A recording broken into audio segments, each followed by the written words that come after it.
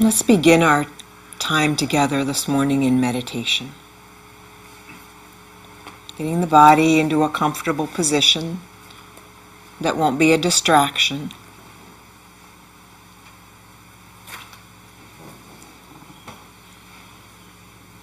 And bringing ourselves into a heightened state of alertness, awareness.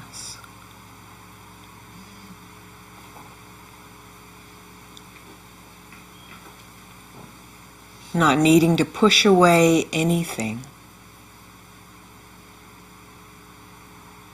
including it all.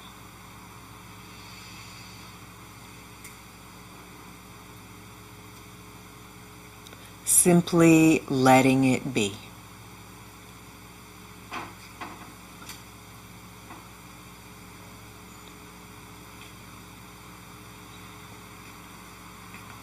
From this heightened alertness, noticing, asking ourselves, where is my attention focused in this moment?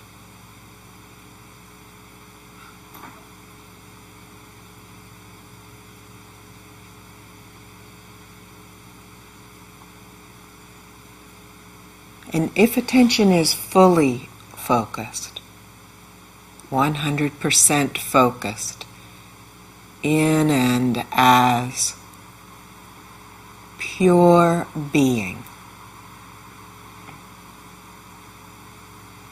stillness itself, and simply remaining.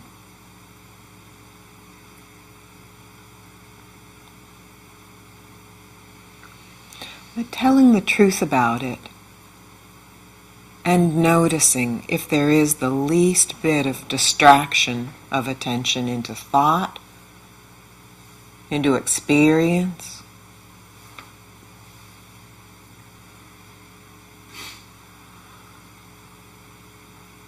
and using that very recognition of distraction as a vehicle inward.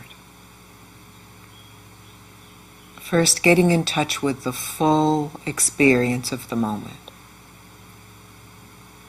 What am I experiencing right now? In the body, scanning the body. From the top of the head to the tip of the toes. Not analyzing or fixing, just noting any sensations that may be present and continuing to scan.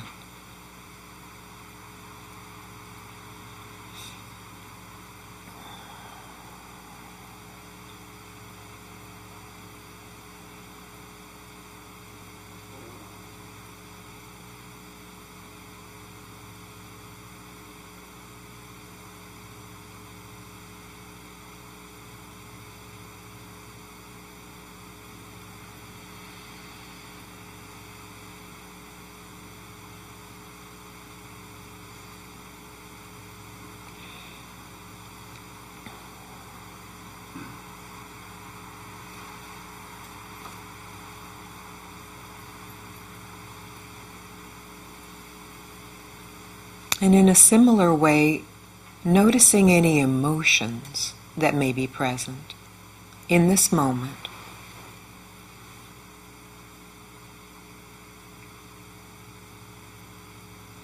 Noticing even subtle emotions that might be felt as mood or attitude. Again, not fixing or analyzing, simply noting.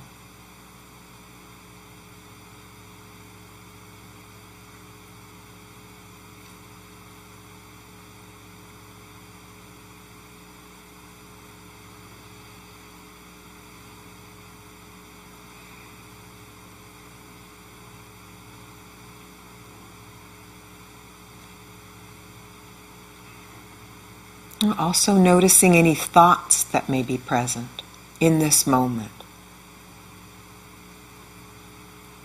Noticing even subtle movements of the mind that might not yet be a fully formed thought.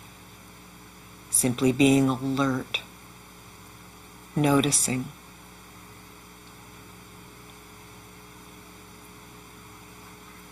Without following the thought and without suppressing it. Simply noticing, observing.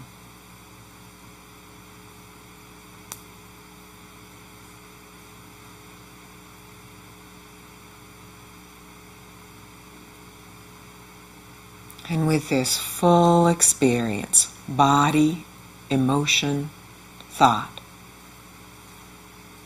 letting it all be there, just as it is.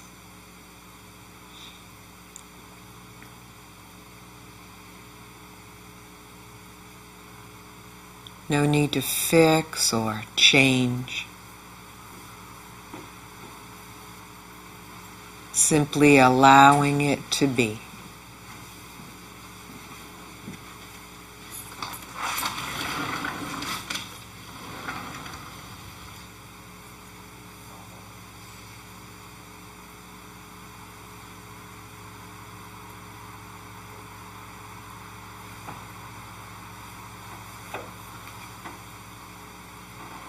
And now looking, asking ourselves, who's experiencing this?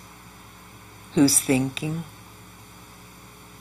Who's aware of all of this? Feeling the answer prior to the words.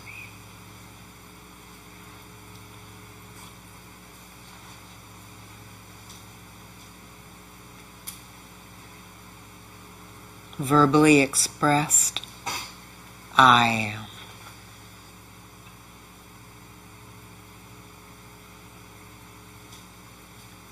Feeling I am.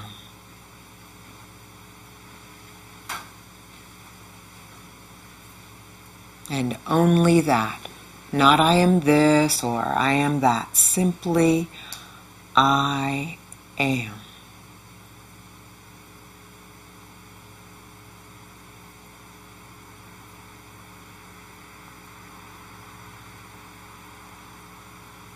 Relaxing into I am.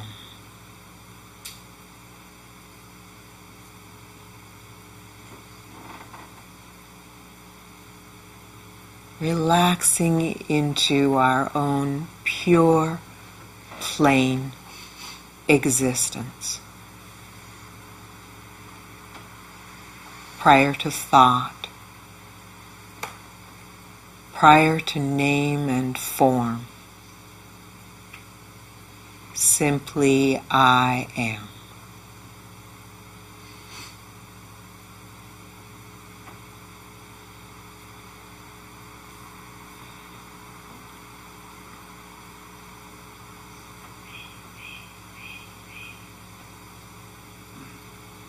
Resting attention here,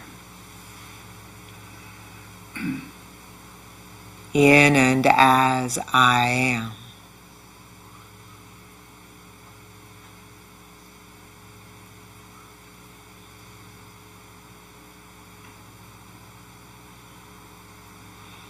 If thoughts should rise in the mind, simply observing as a thought rises and as it dissolves of its own accord, doing nothing about it.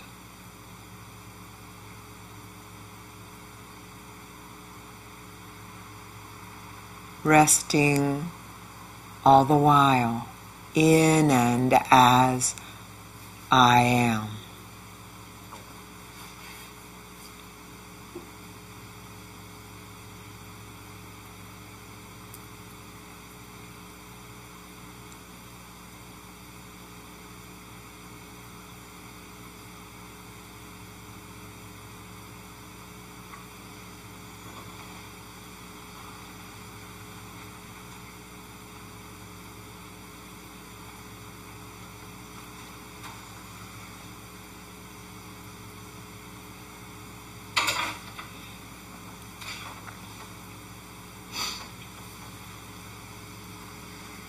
remaining alert, fully present, noticing if attention begins to be distracted into thought or experience, and gently, firmly withdrawing attention inward.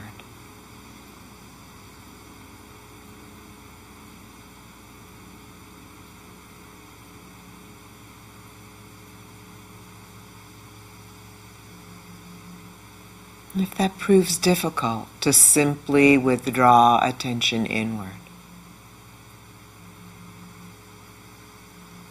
then asking ourselves, who's thinking?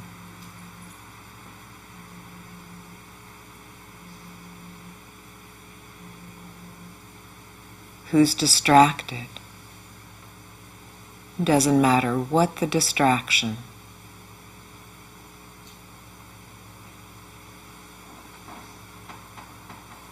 Who's distracted?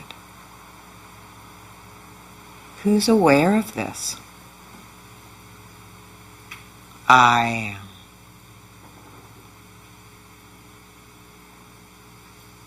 Withdrawing attention back into simple I am. I amness.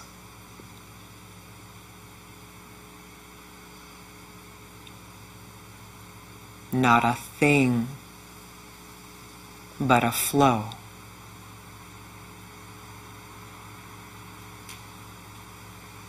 Pure aliveness.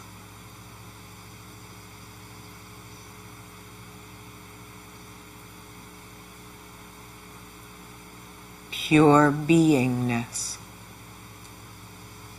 Being itself.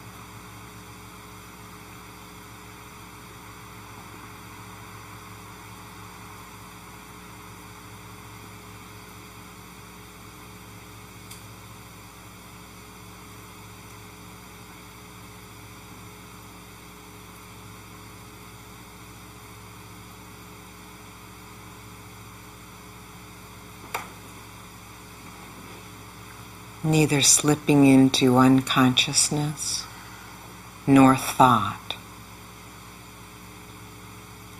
Balanced.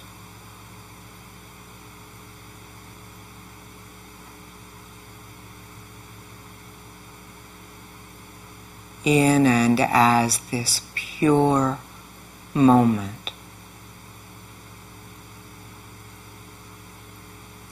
Right now. In this moment,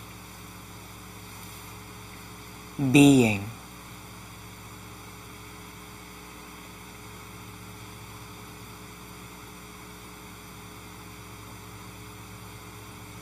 aliveness, alertness, stillness.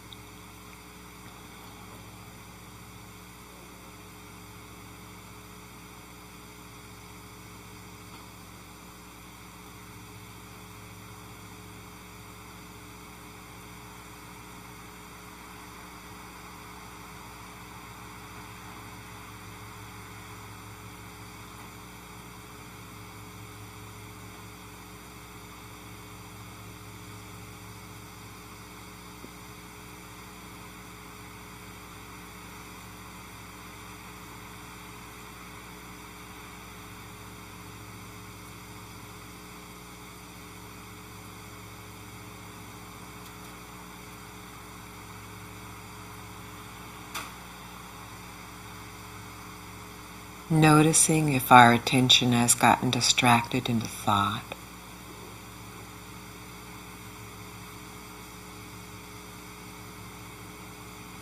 And withdrawing attention inward.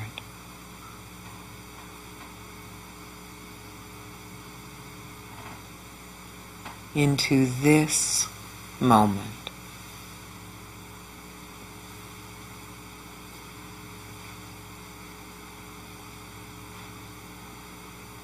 Into being.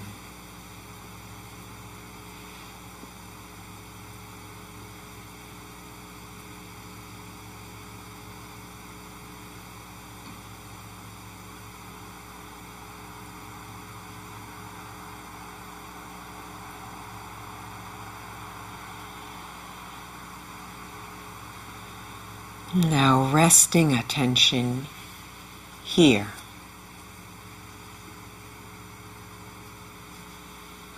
And being fully present together on our call.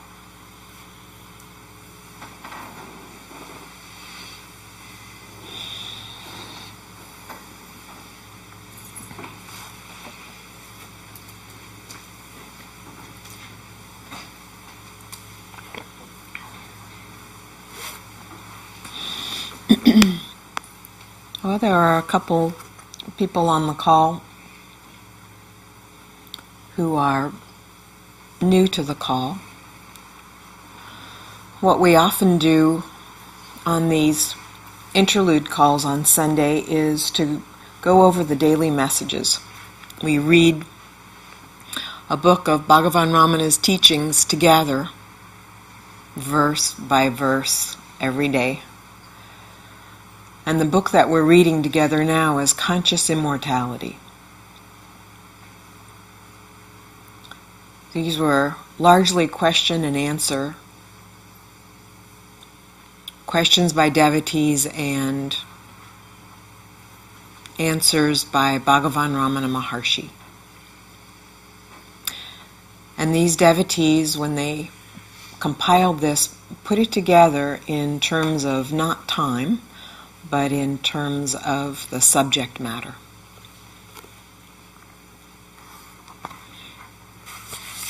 And we're in a section on realization of the self. As I looked at these past messages of this past week, and if there is anyone who does not get these daily messages already, if you would email the center from the email address that you would like to receive them, we'll be glad to put you on the list and send these messages out to you. They come out Sunday evening through Thursday evening, so that if you're getting them on your work computer, you can start your day with a teaching of Bhagavan Ramana Maharshi. Be able to contemplate it throughout the day.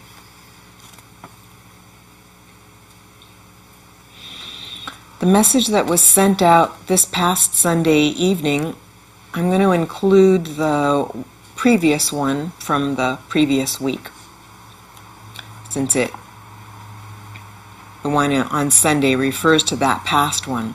The past one, the last one from the previous week, the questioner asks, what are the hindrances to the realization of reality?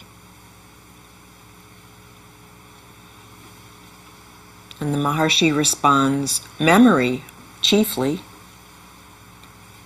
plus habits of thought and accumulated tendencies.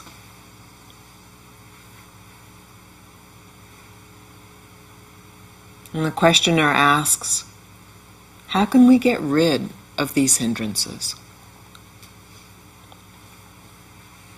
Ramana Maharshi responds, discover the self, capital S, through meditation, by tracing every thought back to its origin, which is the mind. Never allow thought to continue. If it does, it will be unending. Take it back to its source, which is the mind. And they, the thoughts and mind, will die of inaction, for the mind only exists by thought. Take away thought, and there is no mind. As each doubt and depression arises, ask yourself, who is it that doubts? Who is it that is depressed? Tear everything away until there is nothing but the source left. Live only in the present. The Maharshi goes on, realization is already here. The state free from thoughts is the one real state. There is no action such as realization.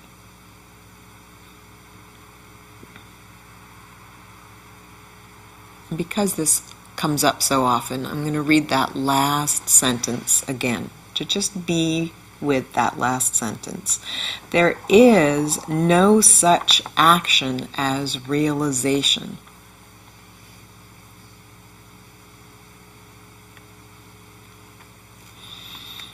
Every once in a while, those who are seekers of truth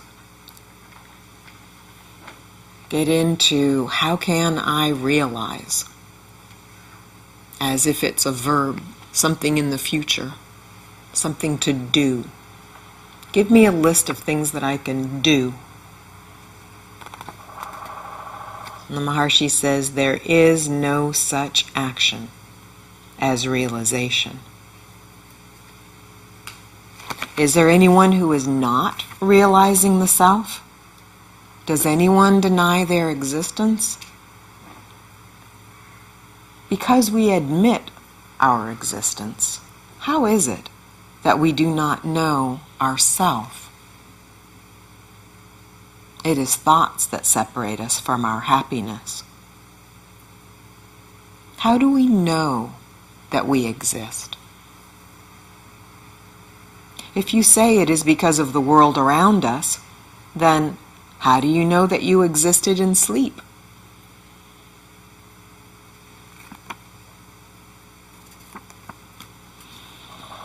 In Wednesday's message, a questioner asks, how is realization made possible?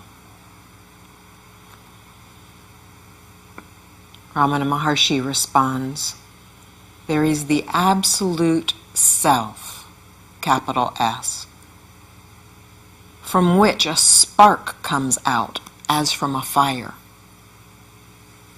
The spark is called ego. In the case of the ignorant, it identifies itself with some object as it arises. It cannot remain independent of such association.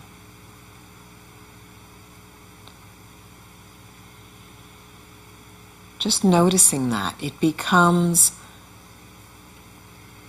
identified with some object as it arises. Just feeling that, the ego sense, the sense of I. Noticing any latching on to name, to form. The energy of that.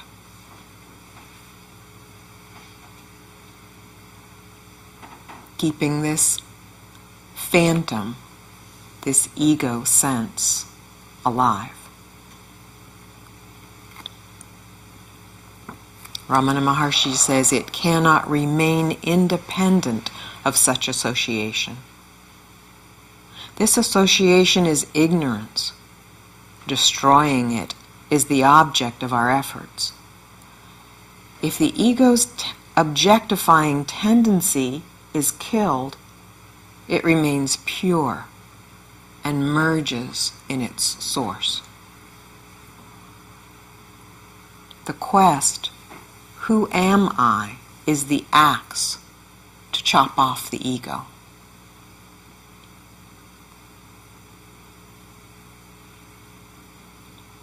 In this next message, realizing for ourselves any tendency that we may also have in this direction. Apparently, the same person asks the question again on another occasion. Exactly the same question. The questioner asks, how is realization made possible? The Maharshi says, the questioner does not agree with me. He asked how to realize the self, and when I told him, he was not satisfied because I gave him the simple truth. He wants something unusual and unnecessary. So the best thing for me is to keep silent. Let him try his own methods.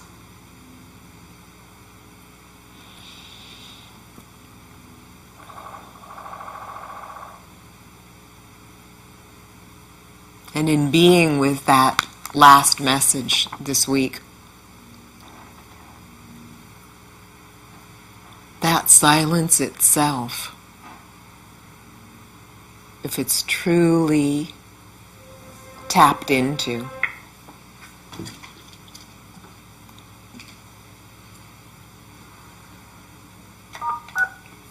you are now muted. Muting canceled. just tapping into that stillness.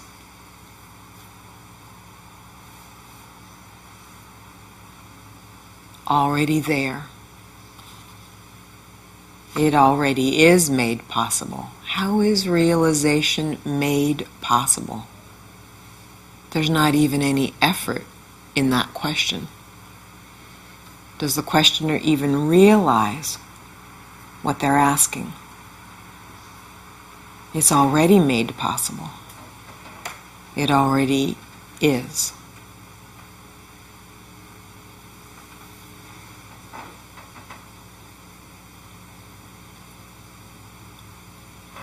In being with the messages this week, that recognition of stillness, contained in every moment, in every activity, at the base of everything.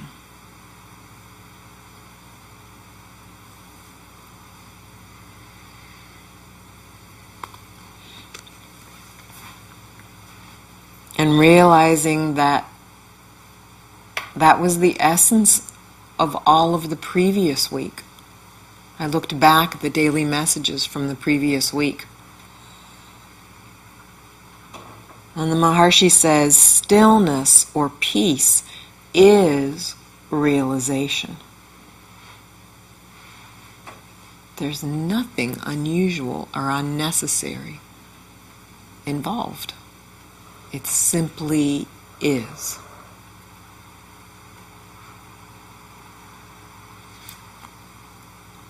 To be still, Maharshi says from last week, to be still is not to think. Prior to thought, recognizing that thought isn't necessarily thinking about anything high and mighty. It's just the thought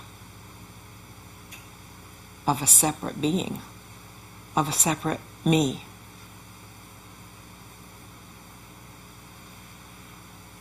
Going prior to that.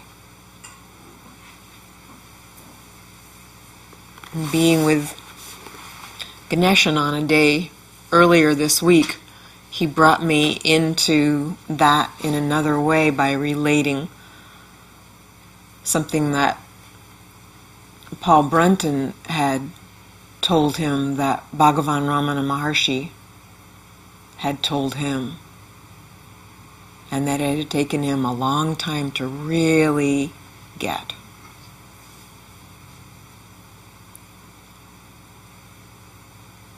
Simply that it is in realization, the self is now. In this moment.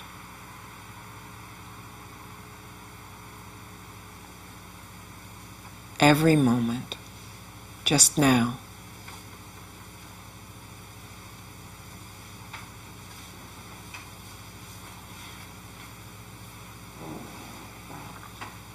Everything else takes us away.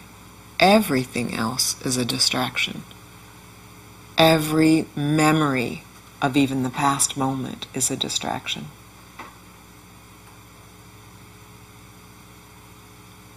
Every thought of the next moment, every expectation, anticipation. And being with Ganeshan, when he shared that with me,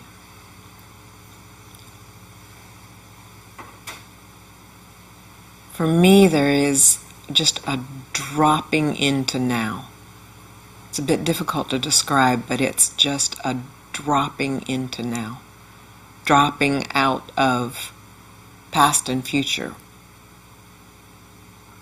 which are essentially the same, and dropping out of that flow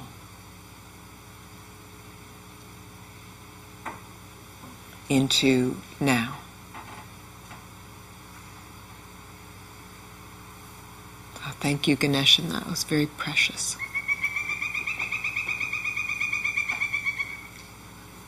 Does anybody have anything that they would like to share that was coming up for them as they read the daily messages this past week or these past 2 weeks?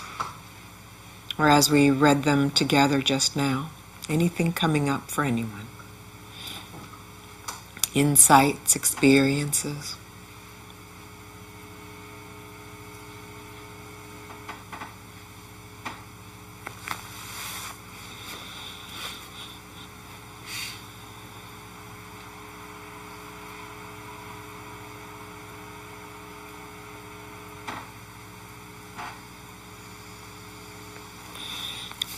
Let me read something that,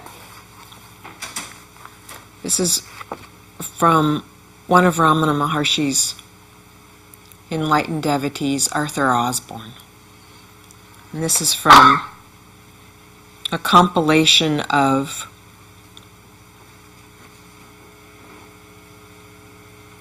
pieces that he had written relating to his time with Ramana Maharshi and his realization, born of self-inquiry and of being with Bhagavan Ramana Maharshi. The book is called For Those with Little Dust, Pointers on the Teachings of Ramana Maharshi. There's something about the way that Arthur Osborne puts things often, for me, that just makes it so simple, so regular life. And this is in a chapter that's called Self and Ego.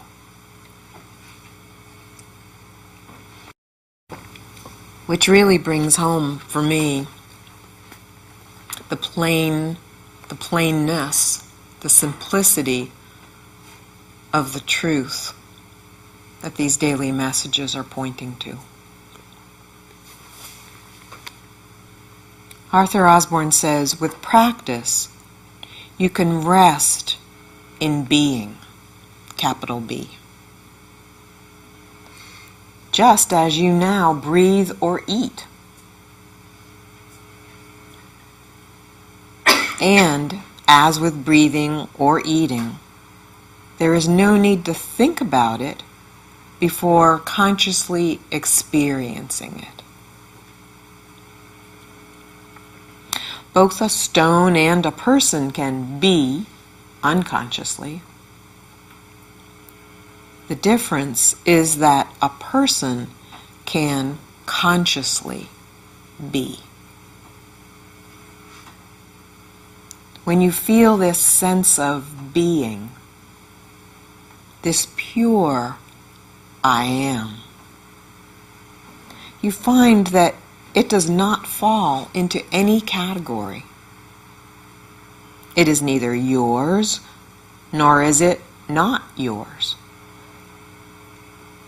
It is neither divided from other people, nor united with them. It just is.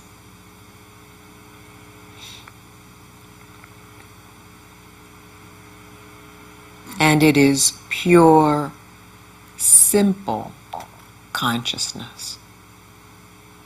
You cannot say that you are conscious of it because there is no separate you to be conscious of it. You are it, and it is you. The experience is a very blissful one, free from worry and sorrow. You recollect this only when looking back at it, because while it lasts, you do not bother about such questions. In fact, upon looking back, you realize that while it lasted, you were not thinking at all, but just seeing, hearing, and cognizing, without any experience intruding upon you, and without being disturbed by it at all. Normally, you experience yourself as an individual being, separate from others, liking some things and people and disliking others. You do not need to work at this because people usually feel this way normally. You do not have two different selves, but rather two ways of experiencing being. I'm going to read that again. You do not have two different selves, but rather two ways of experiencing being. One leads to serenity and happiness. The other leads to anger, jealousy, frustration, and all manner of suffering.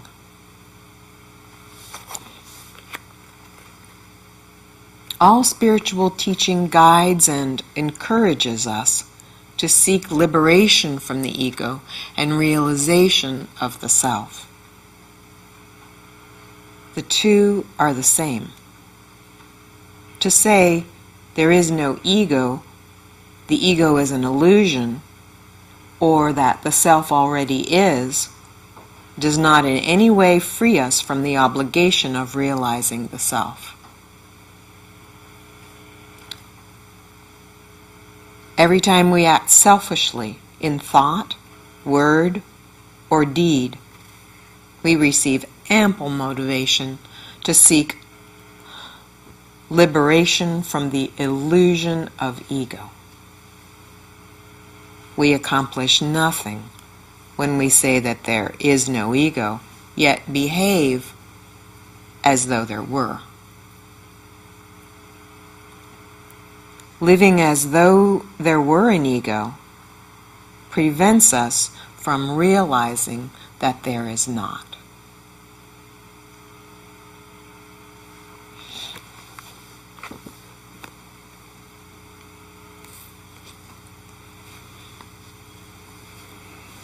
In just being with what Arthur Osborne has to share, in recognizing how quickly the mind can take over, knowing what realization is, knowing what the inquiry is, how quickly we can say that the ego is an illusion, remaining alert to that spiritual knowingness that can simply replace true knowing. Because spiritual knowingness, that's a good thing, right? We know all the answers now. We've read all the books. We know that the ego is an illusion. We know that the ego is not. But what is it that knows that?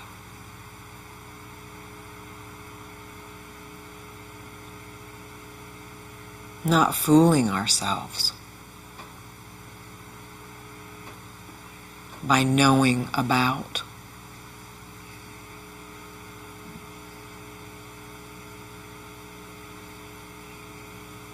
Looking at that for myself this past week,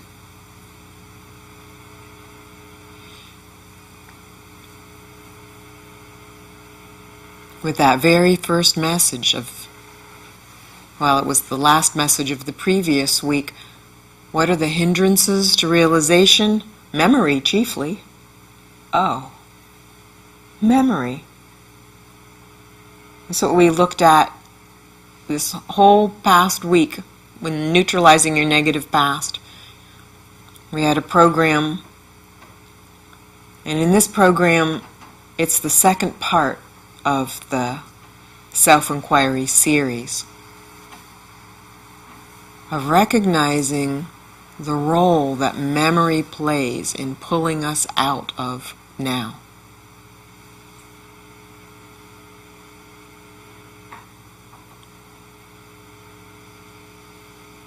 And whenever I'm able to serve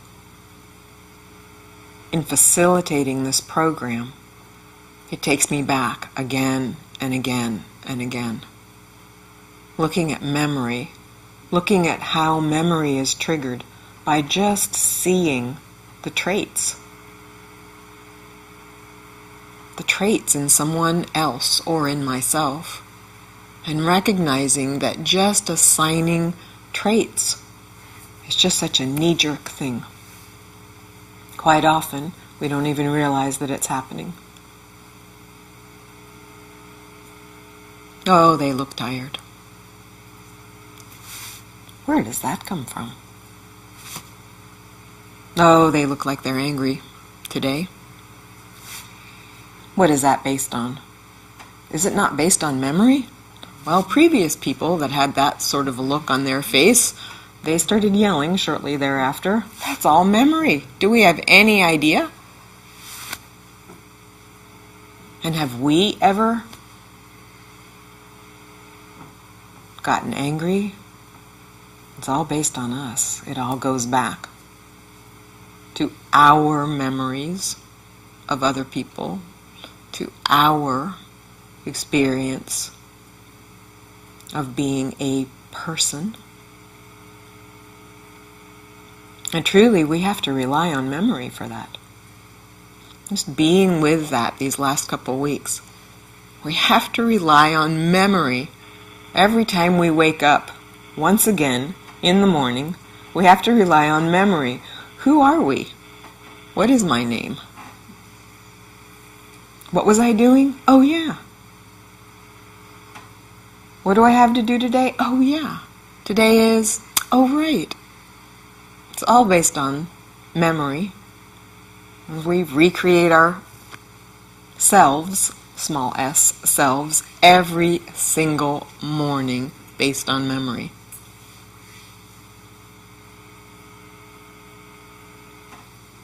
What are the hindrances to realization? Memory chiefly, says Ramana Maharshi. Yes, exactly. Yes. In a very basic way. We don't even have to remember about the wonderful picnic. In the U.S., it's Memorial Day tomorrow. That wonderful picnic that we had when we were 10 or whatever. On the last Memorial Day. Those of you in other countries can insert whatever country you come from with whatever annual holidays come up and all the feelings and the smells and the memories. Just watching the memory bank.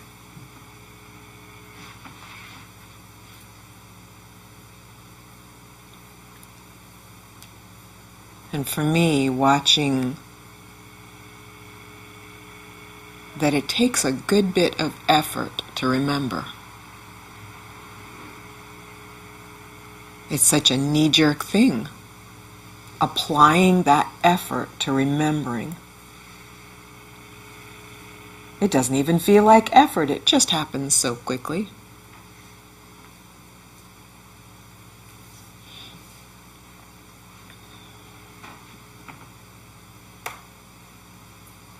And really looking, each of us for ourselves. Is that effort well spent? What is the overall goal for me of this lifetime? Is it really to recreate again and again? Or might that effort be redirected into simple being?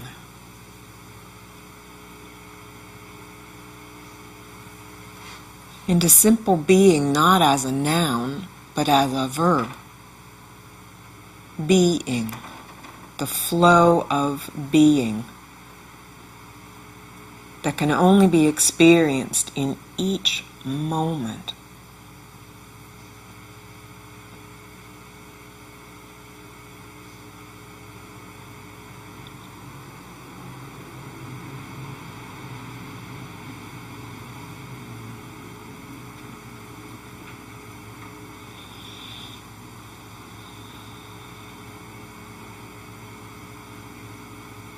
I'll open it up to see if there's anyone that would like to share anything at all.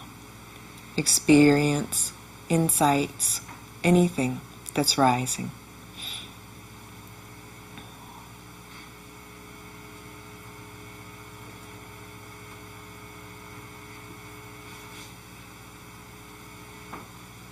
There are a few people who are actually in that Neutralizing Your Negative Past program last week on this call. If anybody would like to share anything, any realizations.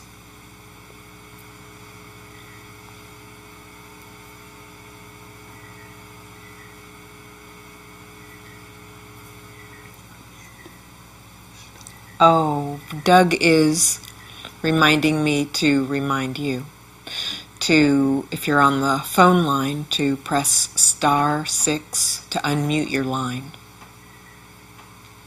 so that we can all hear you.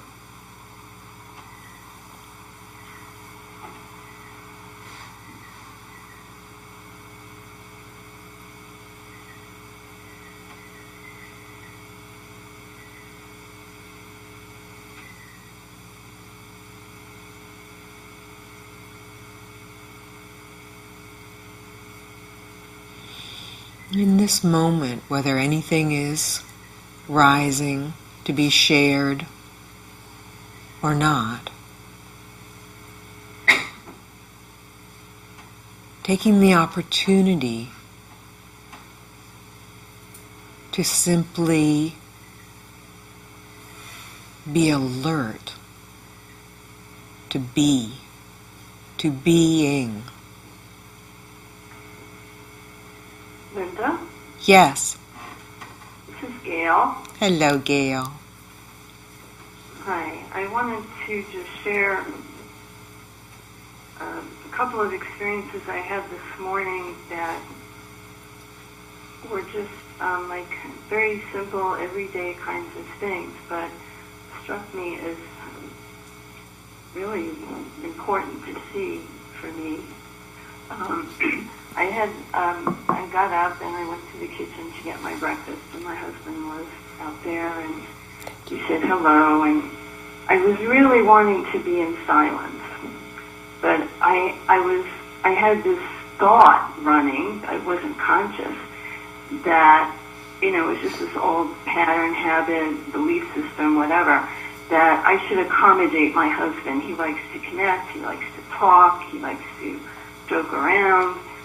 And so I wasn't really looking in the moment, what do I want, what am I experiencing? It was just running on automatic, and so I didn't say anything to him about wanting to be in silence. And a number of little interactions occurred, and all of them very unsatisfying. And then finally, it just struck me, I could have just said to him, sweetie, I really would like to be in silence right now. And he would have said, oh, fine. And we wouldn't have had to go through all of that stuff. And then he did the same thing. He was waiting for me to get out of the kitchen so he could have it to do his breakfast. And he didn't tell me that. And I was taking my time doing things, getting the kitchen set up for the day. And then he was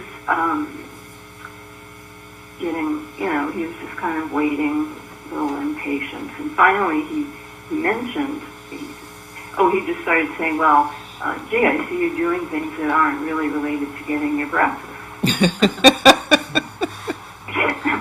And I'm like, huh? So then he finally said to me, I was hoping you'd be done soon so I could get my breakfast. I said, oh. And I realized he could have gotten what he wanted so much more easily by just letting me know what he wanted. And then a third thing happened that was just very much along the same lines. I don't remember what it was. But it just struck me how it's so simple to just check in and, I was planning on meditating for an hour this morning before the call. And I was, while I was having my breakfast on the internet, I was going to listen to something spiritual, and I found myself on this website where I was learning some more Spanish, my latest hobby that I'm very much enjoying.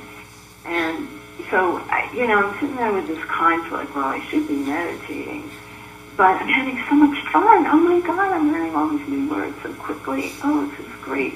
And it's like this matching game that you play on the website. And I just stopped and myself, well, what do I really want? You know, like, what should I do right now? You know? And I allowed myself to get to truly connect with my inner guidance. And to my surprise, it was saying, you know, you haven't been spending enough time just playing lately. This is fine. Do this now. You know, you can, you know, it's fine. This is where your heart is right now. And I was like, oh my God, recognizing how much my ego rebels, or there's something that's out of balance in my life, and I'm rebelling against it. And then I make all these plans, and I don't keep them, and I blame myself, and I say, oh, I have no self-discipline. When the truth is, do I really know that I'm doing the wrong thing? That I'm not following the plan? You know, maybe the plan wasn't really a good plan. In fact, when I was making a plan last night, it didn't feel right. But I didn't stop to really look at, well, is this how I want my day to go? So, you know, it all comes down to just being present in the moment and telling the truth. What am I experiencing right now? And allowing my awareness to be kind of complete, you know, not pushing away, you know, what my inner being is saying, but letting that speak to me in the moment, freshly. Yes. Thank you, Gail. It doesn't really matter what the activity is. Just consciousness. It doesn't matter what the activity is. And that effort, yeah, as you say, may not be in that moment directed on listening to something spiritual. It may simply be able to be, truly be, while Spanish words are flashing onto the screen. Yeah. And given how I felt while I was doing that, it was so alive and fun, and you know, there was no conflict. So that kind of says to me, well, I think that was the thing to do, so to speak. You know, I guess it's really no thing we have to do at any moment, but that's what everything was pointing to in the moment. You know, and it was just a belief that I should be doing something else. And that often gets in the way of my being present, of fully living in the moment. Yes. And that's the key, isn't it, Gail? Living in the moment. Being fully present. This moment. Regardless of activity. And truly seeing that all of what you had expressed of not being truthful in the moment, that was all based on past memory. Yeah. Of how we should be. Of expectations. Yes. Thank you, Gail, for that real life example. Thank you. Our timekeeper says that we have come to the end of our call. Just for these last few moments, all of us relaxing into simple being now.